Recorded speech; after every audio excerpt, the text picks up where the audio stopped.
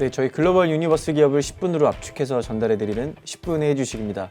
네, 오늘은 3분기 굉장히 좋은 실적을 가지고 찾아온 기업이죠. 바로 월마트인데요. 저희 오늘 심지원 연구원 모시고 이야기 나눠보도록 하겠습니다. 자, 그럼 10분의 주식 시작합니다. 네, 월마트 실적을 발표를 했는데요. 네. 굉장히 잘 나온 걸로 알고 있습니다. 여기 실적을 이번에 나온 거에 대해서 한번 설명을 해주시겠어요? 네. 사실 지금 경기 침체를 앞두고 있다 보니까 대부분의 소비재 기업들이 좋은 실적을 발표하지 못하는데 그중에 좀 드물게도 좋은 실적을 발표했던 기업이라 눈에 좀 남았습니다. 8% 성장을 하면서 실적도 상회를 했고 이번에 가이던스도 상향한 기업입니다. 이제 실적을 좀 자세히 살펴보면은 사실 지금 매출이 성장하는 기업들 대부분이 인플레이션 효과 때문에 자연적으로 올라가는 게 좀 많이 크거든요.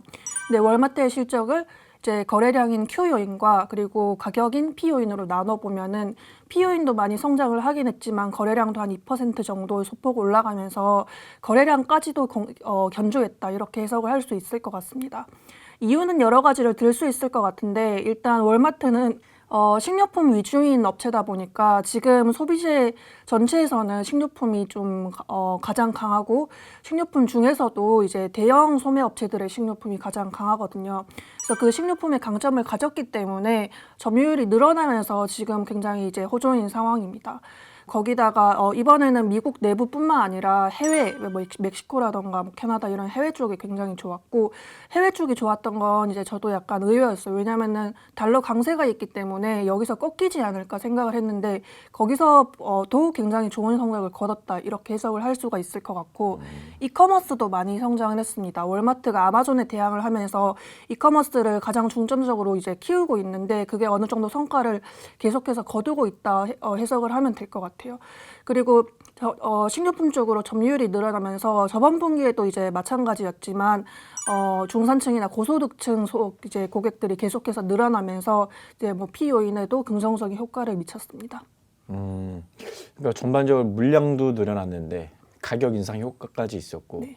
거기다가 환율 효과는 사실 좋지 않았음에도 불구하고 그걸 뒤집는 해외에서의 어떤 호실적이 나와서 3분기 실적이 상당히 괜찮게 나왔다라고 네. 저희가 볼 수 있겠는데 사실 이 회사가 2분기 실적을 발표했을 때 사람들이 투자자들이 가장 우려했던 게 어떤 재고 문제였어요. 그러니까 유통사들이나 이런 어떤 식료품 사업자들의 가장 큰 문제 중에 하나가 이 과잉 재고 문제잖아요. 다른 것들은 그러니까 재고를 떨면 되는데 얘네들이 식료품 비중이 워낙에 높으니까 이거는 안 팔리고 있으면 재고가 다 그냥 네. 생각 처리해버리는 요인이 돼서 굉장히 부담이었는데 이번엔 재고 상황은 좀 어떻나요? 재고 상황이 말씀하신 대로 이제 반년 가까이 지금 말을 드리고 있는 것 재고 상황에 대해서. 근데 재고 상승폭이 둔화되긴 했어요.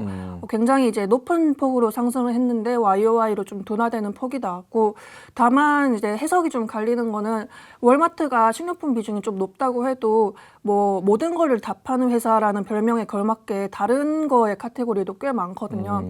그래서 그런 다른 카테고리가 뭐 의류라던가 아니면 전자기기 이런 쪽에 내구재에 팔아치워야 될 게 아직 남아있다 보니까 아직 좀 재고가 QOQ로는 살짝 늘어나는 모습입니다. 그래서 재고가 지금 정상화되고 있냐 아니면은 더 쌓이고 있냐 이 이제 논란이 꽤 많은데 사실 이제 재고 회전율 같은 경우는 약간 이제 슬로우해진 건 맞지만 이 상승폭이 줄어들었다는 거에 의미를 굉장히 중요하게 여기고 있습니다. 뭐 저번 분기에 대비해 가지고 높을 수밖에 또 없고요. 그래서 이제 이런 재고들은 이제 말씀하신 것처럼 식료품 위주가 좀 많기 때문에 오래갈 성질도 아니고 그리고 이제 지금 문제가 되고 있는 의류 아니면 전자기기 이런 내구재는 예전 자료에서도 설명드렸다시피 진부하고 굉장히 빨리 일어나는 카테고리입니다. 그래서 뭐 1년 이후에 판다 이거는 좀 무리이기 때문에 뭐 안 되면 할인해서 팔고 더 안 되면 아울렛에 가고 더 안 되면 아예 삼각해버리는 이런 속도가 굉장히 빨라서 사실 재고 문제가 뭐 4분기 넘어 1분기 넘어 오래 갈 것으로 보고 있지는 않습니다. 특히 올해 연말은 또 이제 미국의 완전히 대대적인 쇼핑 시즌이기 때문에 네. 이럴 때 이제 완전 판촉 효과를 해서 판촉 대대적인 프로모션을 해서 거기서 다 떨 수도 있겠네요. 그런 것들. 네.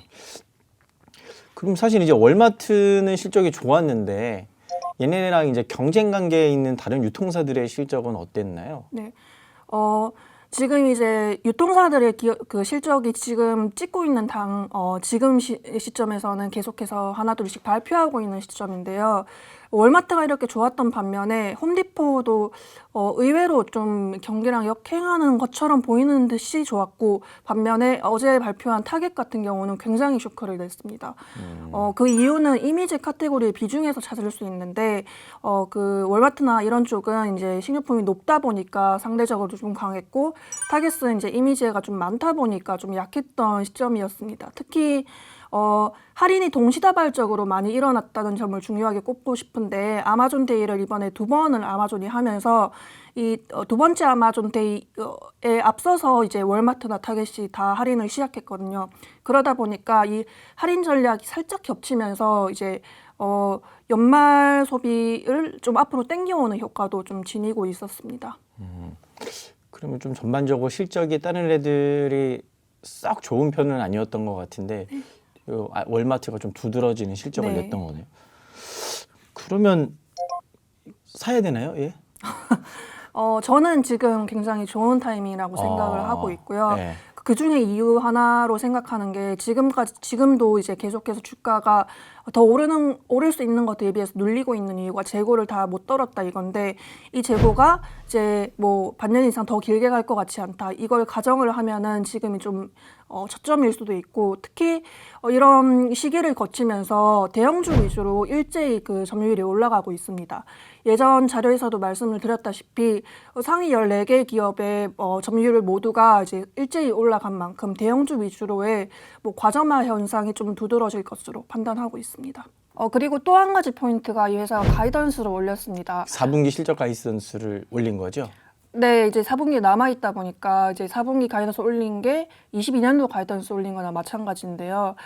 지금 이렇게 재고가 많이 남아있는 상황에서 가이던스를 올리긴 쉽지 않은데, 이제 가이던스를 올렸다는 거는 4분기 수요에 그만큼 자신이 있다는 의미로 해석하고 있습니다. 네, 그럼 종합해 보면은 결국에 월마트는 이번 3분기 실적도 P와 Q에 모두 효과가 좋았는데 앞으로 4분기 남은 실적까지 굉장히 호실적이 기대되는 상황이고, 특히 이제 그런 대형 업체들의 과점화가 집중되고 있는 상황에서 여기서 단연 주도적인 입지를 가지고 있는 월마트가 추가적인 또 시장 점유율 확대를 노려볼 수 있는 기회로 제가 해석을 해봐도 될 것 같아요.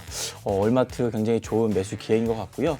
오늘 저희 마지막으로 구호 외치면서 정리하도록 하겠습니다. 10분의 1 주식 레고.